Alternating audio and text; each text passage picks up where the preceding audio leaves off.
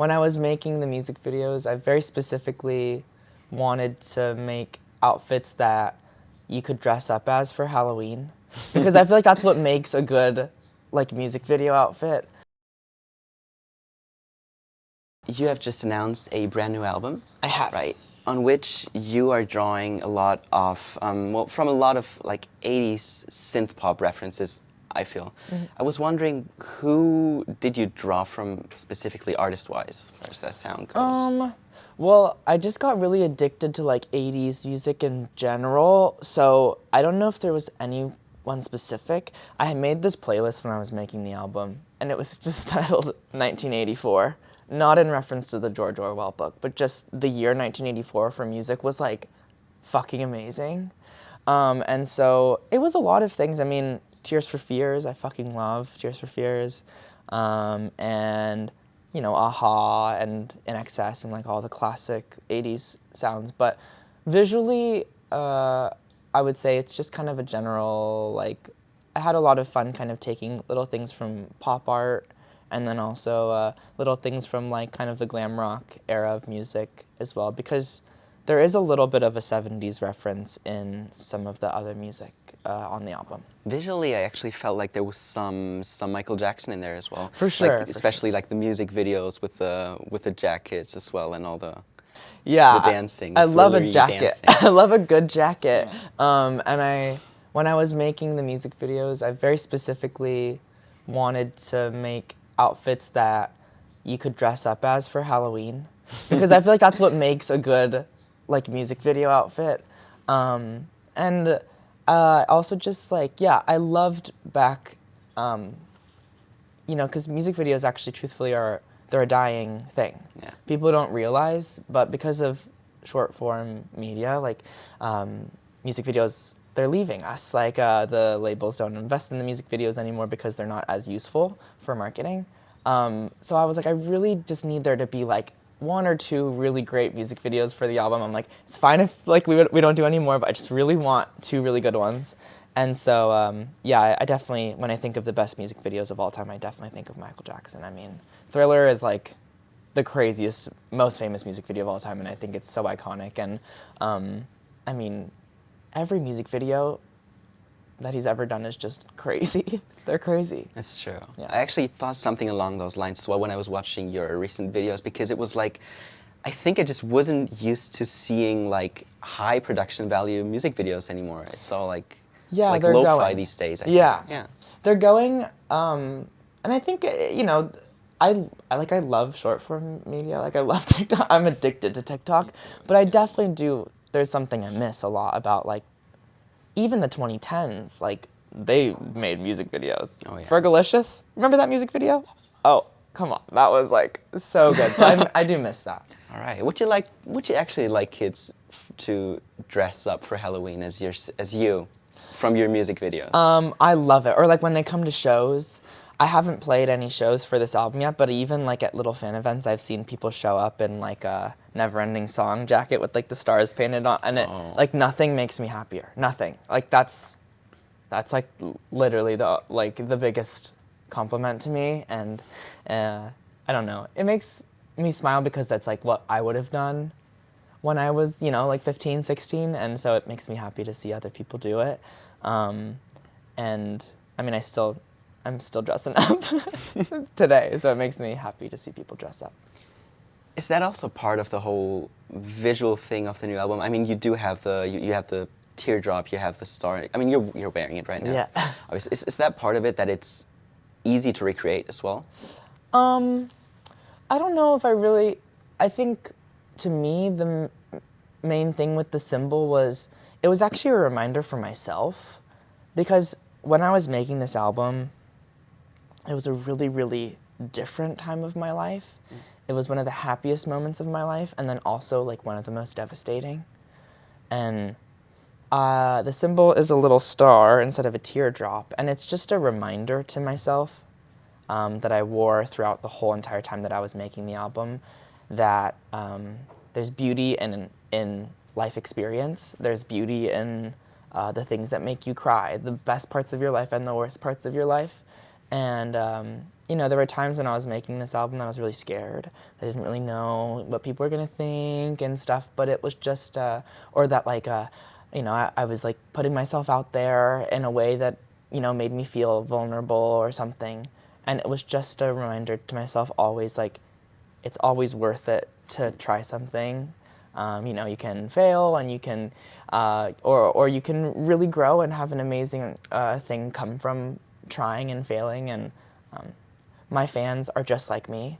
I know them so well. I know that there are people who sit in their bedroom and are afraid to go out and see the world and are afraid to put themselves out there. And the necklace is a reminder, like, hey, it's worth it. It'll be fine. Because you're very much putting yourself out there. Yes. I mean, Yes, specifically with, I mean, some of these new songs are very personal. very personal and very strange. Like, they're weird songs, truthfully. Like, they're very different for me to do, and they're just weird songs in general.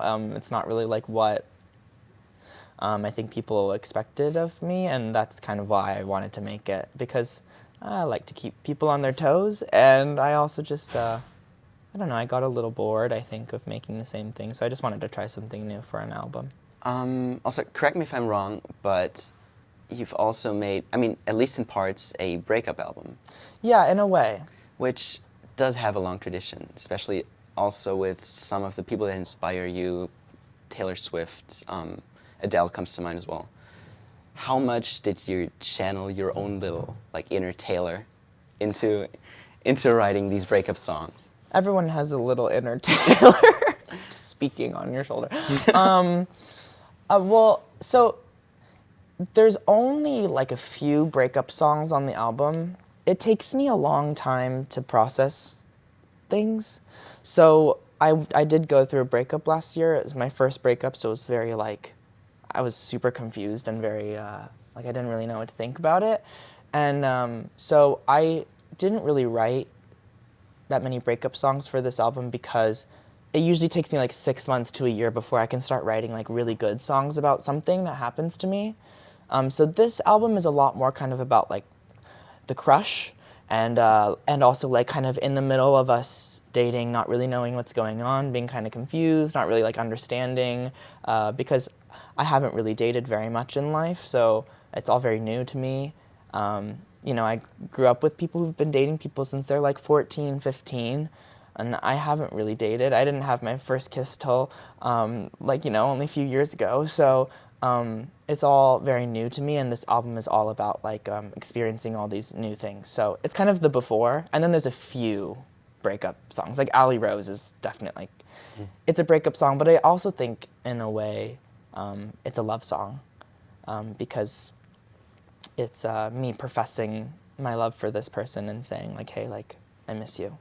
I think a lot of breakup songs are love songs, and Yeah. well, I mean, with sort of a twist in there. Yeah. I mean, besides those that like have obvious bad blood. Yeah. Fuck you. Fuck you. We're never, ever, ever getting back Exactly. together. That's a breakup but song, that's, for sure. There's not much of that on that album. No. Yeah. No, there's not much of that on this album because I think I was mostly just shocked. I was like, wait, what?